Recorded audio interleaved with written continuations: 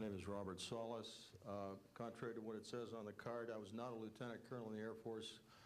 I was in the Air Force active duty after I graduated from the Air Force Academy in 1964 until 1971 and separated as a captain. In March of 1967, I was stationed at Malmstrom Air Force Base, Montana, as a missile launch officer, Minuteman missiles.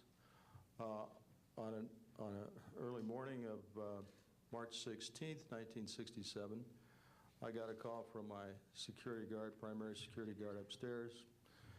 We had about 6, as I recall, flight security airmen upstairs. I was downstairs 60 feet underground in a capsule monitoring and controlling 10 nuclear-tipped Minuteman missiles. I got a call that morning that they were seeing strange lights flying in the sky. I disregarded that call, told them to call me when something more significant happened. I got another call subsequent to that call, and this time it was a more intense tone in the guard's voice. It was very clearly very frightened. He said there was a bright, glowing red object hovering outside the front gate. It was oval-shaped. He had all the other guards out there with their weapons drawn.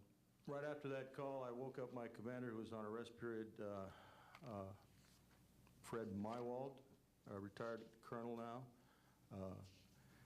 and told him about the phone calls. As I was telling him about the phone calls, my weapons started going down, one after the other.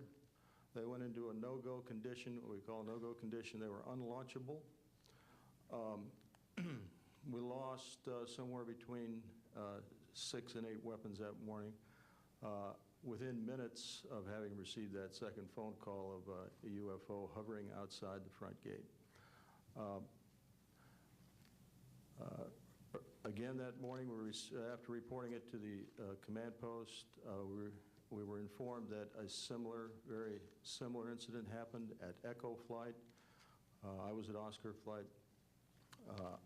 They lost all 10 of their weapons under similar circumstances, very similar circumstances, where UFOs were sighted over the launch facilities. They had maintenance crews and security crews out there that had spent the night, and they were reporting UFOs over those sites. And the commander of that flight was Eric Carlson. He also separated as a captain, and the deputy commander was Walt Fiegel. He retired as a lieutenant colonel. We have those witnesses that I just mentioned, the names I just mentioned, have spoken of this event before, and they will back up this story. We also have documentation that I received through FOA requests from the Air Force outlining the Echo Flight incident and including in that documentation a reference to UFOs. We have telexes covering this incident, and in one telex it says the fact that no apparent reason for the loss of 10 missiles can be readily identified is cause for grave concern to this headquarters. This was from SAC headquarters. So we've got those telexes. I've got about 12 witnesses that'll verify parts of this story, including of a man who investigated the incident afterwards for the Air Force, and you'll hear a little bit more about that from the next witness. And also another guard that witnessed a UFO in that same time period, and another officer who retired a full colonel who had other reports of UFOs.